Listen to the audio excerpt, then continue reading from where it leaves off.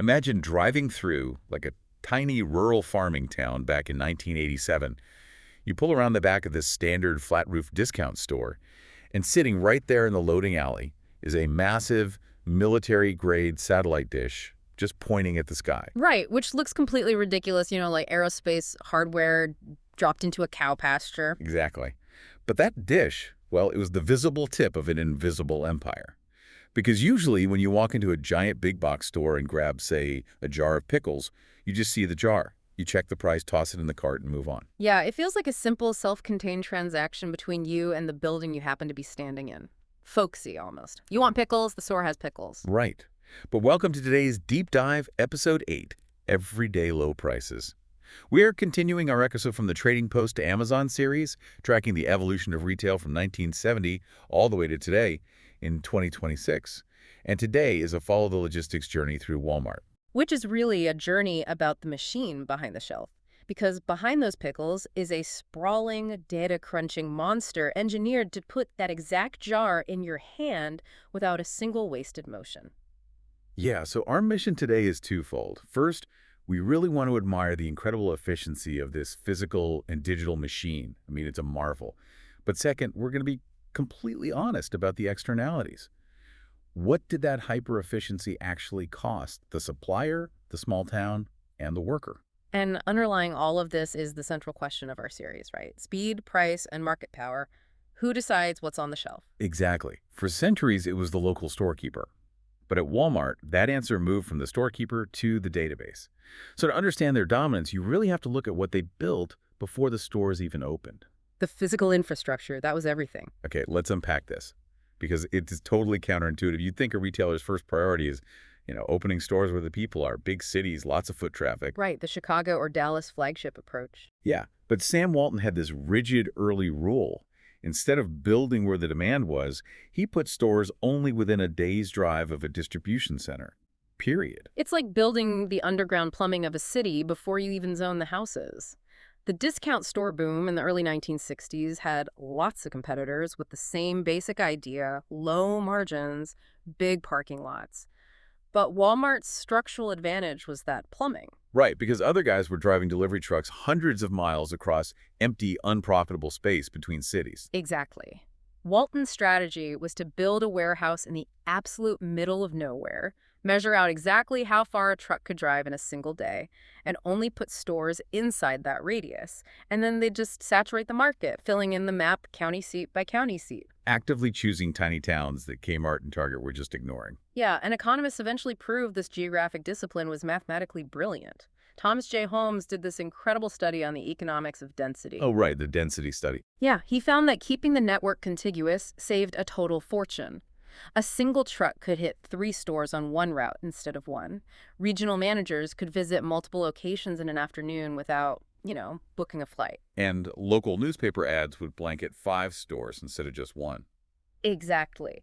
The logistical benefits were so immense that Walmart would actually let its own stores cannibalize each other's sales just to keep that tight geographic density. Wow. And you have to visualize what was happening inside those warehouses, too. The sources talk about this system called cross-docking. Right, which completely changes what a warehouse even is. Yeah, instead of a massive storage unit where boxes just sit on racks collecting dust, the goods basically never stand still. A truck backs up to a bay on one side, unloads the boxes, and then they travel across literally miles of conveyor belts. While laser scanners read the barcodes on the fly. Exactly. And based on the barcode, these mechanical kickers automatically push the box down a chute destined for a specific town. It's a giant high-speed sorting mechanism. 12 hours after a box arrives, say at 8:33 in the morning, it is loaded onto an outbound truck on the other side of the building by 8:33 that night. But to coordinate boxes moving at that kind of velocity, you need flawless communication. The warehouse needs to know exactly what the stores are selling the second it sells. Right, which brings us back to that military-grade dish behind the discount store in 1987. Most of these tiny towns had terrible phone infrastructure. So Walmart just bypassed the local phone companies entirely. In 1987, they completed the largest private satellite communication network in the U.S. Beaming voice, data, and video straight up to a satellite and down to the home office in Bentonville, Arkansas. which let a small-town operator behave like an interconnected national behemoth long before they had a store in every state. Yeah, and the moment that physical machine and those satellite dishes synchronized, they were sitting on a mountain of real-time consumer data. Bentonville knew every time a barcode beeped. And the next step was weaponizing that data by plugging the manufacturers directly into it. Which started with a surprisingly folksy setting, right? A mid-1980s canoe trip. Yeah, Sam Walton goes floating down a river with Lou Pritchett, who is a sales vice president at Procter & Gamble. Now, normally, the retailer and the manufacturer hated each other. Oh, completely adversarial. The retailer hid sales numbers to haggle for better bulk prices, and the manufacturer just pushed as much product as possible, whether it actually sold or not. But on this canoe trip, they literally strike a handshake deal that rewrites retail forever. They agreed to open the vault. Walmart began sharing its item-level, store-level sales and inventory data directly with Procter & Gamble. Wait, so the supplier essentially became Walmart's stock clerk. Why would Yeah. they agree to that? I mean, up until then, cash register data was a heavily guarded secret. Totally unthinkable at the time. Yeah, it'd be like Apple voluntarily giving its encrypted user data to a third-party developer just to see what happens. Why would a powerful manufacturer want the burden of managing a retailer's inventory? What's fascinating here is the sheer scale of the incentive. You're right that the inventory risk, the working capital, the heavy labor of forecasting demand, all of that was pushed upstream onto the manufacturer. Right. But the suppliers who could actually keep up with this rigorous digital system gained frictionless access to the biggest, fastest-growing customer in the world. Because suddenly P&G knew exactly what was selling in Florida on a Tuesday versus Minnesota on a Wednesday. Exactly. The productivity gains were massive. Manufacturers stopped overproducing duds and stopped running out of hits. And this experiment formalized into this huge software portal called RetailLink. Though we should flag a contested historical detail here, historians actually debate the launch timeline. Some say RetailLink rolled out to suppliers in 1991, while others insist it was 1992. Right, the timeline is debated, but the functional impact was undeniably a total paradigm shift. Yeah, it completely redrew the geography of corporate America. Because the data and the buyers were in Arkansas, the suppliers had to physically follow them. Roughly 750 vendors moved operations or opened satellite offices in Bentonville just to be near the data terminals. And all this architecture, the cross-docking satellites, vendor-managed inventory, it enabled the consumer philosophy that changed shopping. It allowed for everyday low prices. Right. Because the data machine created such hyper-efficient stocking, they basically eliminated the need for traditional sales or promotions. Because a sale creates a massive spike in demand. Which jams up those physical sorting machines. Yeah. They needed flat, predictable demand to keep the conveyor belts moving. So everyday low prices wasn't just a marketing slogan. It was a required system to maintain steady volume. And this system had profound effects on everyone, starting with the consumer. Yeah, and to give the opposing case its best hearing, we have to admit the price savings were incredibly real. Very real. Emic Basker, an economist, did these studies showing retail prices fell significantly in cities Walmart entered. For staples like detergent and toothpaste, prices dropped across the board. Forcing competing grocers to cut their margins, too. Exactly. And those savings were largest and most impactful for low-income households. The machine successfully stretched the paycheck for millions of people. But those low prices sent a shockwave through the towns themselves. There are these famous Iowa studies by Kenneth Stone looking at the civic impact. And we need to frame this impartially because the data is complex. Very complex. The immediate aftermath was undeniably the loss of local downtown commerce. The independent hardware store, the local dime store, they just couldn't compete with the logistics machine and they boarded up. But Stone's own follow-up study, 25 years later, added a really crucial layer. He found that the host towns that landed a Walmart actually became regional trade centers. People drove from all over the surrounding counties to shop, which boosted local restaurant and gas station revenues. And he noted that a lot of the smallest towns were already bleeding retail sales to larger cities well before Walmart even showed up. Right, and the impact on local employment is heavily contested, too. Basker's job estimates found that a new store brought modest retail job gains to a county, but it simultaneously triggered wholesale job losses. Because Walmart's vertical integration bypassed the local middleman entirely. Right, the regional distributors lost their contracts. So whether the net effect on local jobs and wages is negative, neutral, or modestly positive, that's a debate still raging in economics departments. Here's where it gets really interesting, though. The systemic push for lower prices didn't just impact local stores. It squeezed the biggest suppliers on Earth. We have to talk about the Vlasic pickle story. Oh, the famous gallon jar. This perfectly illustrates the psychological trap of the machine. Right, so Vlasic, this massive brand, puts a 1-gallon jar of whole pickles on Walmart shelves for $2.97. Which is absurdly low. So low that consumers bought them in absolute droves.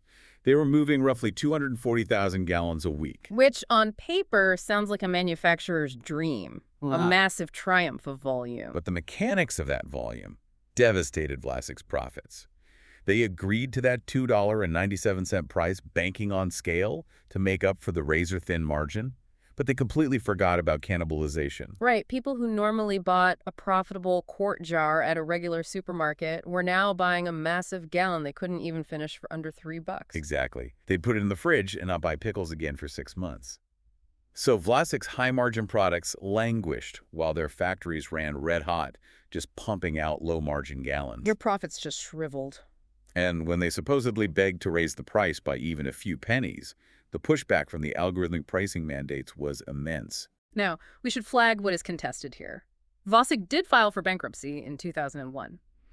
And while Walmart's pricing pressure was severe, and the gallon jar is the most famous symbol of that squeeze, Vlasic had taken on heavy corporate debt and had other structural issues. Right, the gallon jar was a catalyst, but not the sole cause of the bankruptcy. But it shows what happens when a domestic supplier is squeezed to the absolute limit, because the domestic costs of glass, brine, and labor are fixed, so the release valve goes overseas. Yeah, back in 1985, Sam Walton actually launched this highly publicized Buy American program.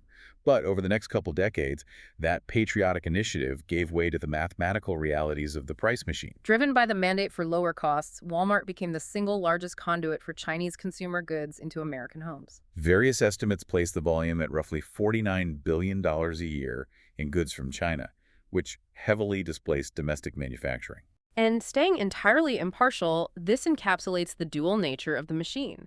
It facilitated the displacement of thousands of American manufacturing jobs, but simultaneously, the physical goods flowing into American homes were the cheapest, in real terms, those homes had ever purchased. But, a relentless drive for low prices eventually meets its absolute limit.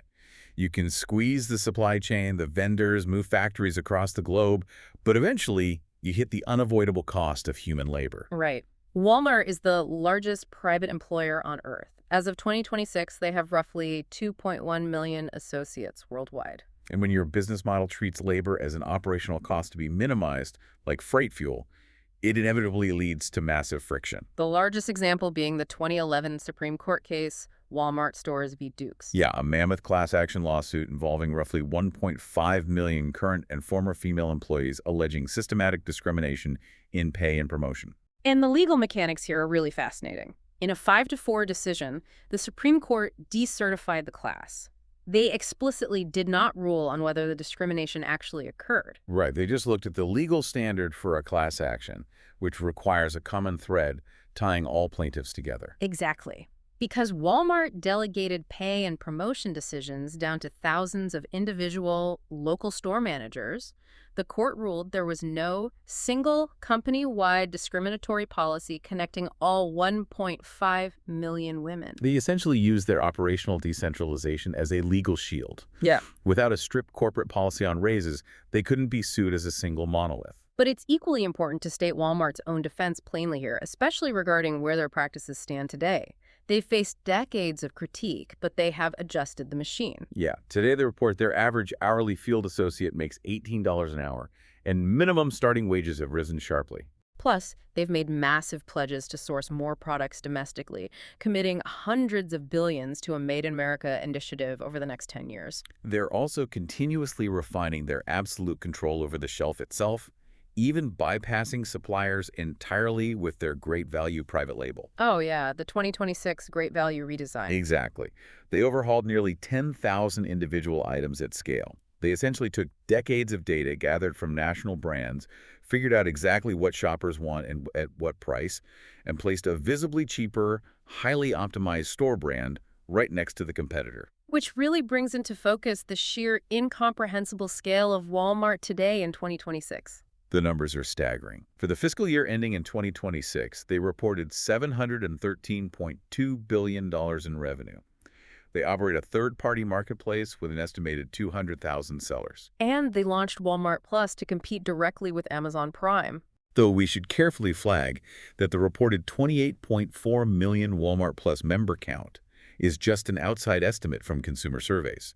The company refuses to publicly state exactly how many paid members they have. Right. But even with all those record-breaking numbers, 2026 marked a massive symbolic turn in retail history. Yeah.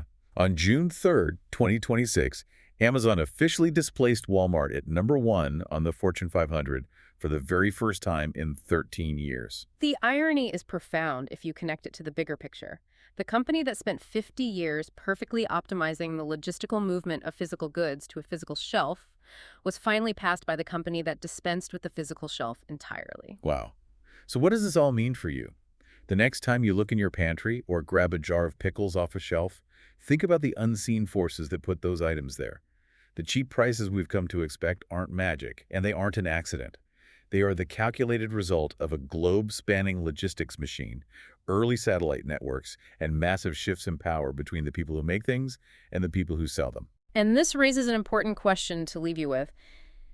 If the power in retail used to be held by the local storekeeper, and then that power shifted to the massive database tracking your purchases, who exactly holds the power now when the algorithm predicts what you want before you even search for it? That is a perfect transition. Next up, Episode 9, The Kirkland Effect. We're looking at Sold Price, Price Club, and Costco, the psychology of the membership fee, the strict 14% cap on markups, and the magical palette where the national brand completely disappears. Like and subscribe. It really helps the channel reach others.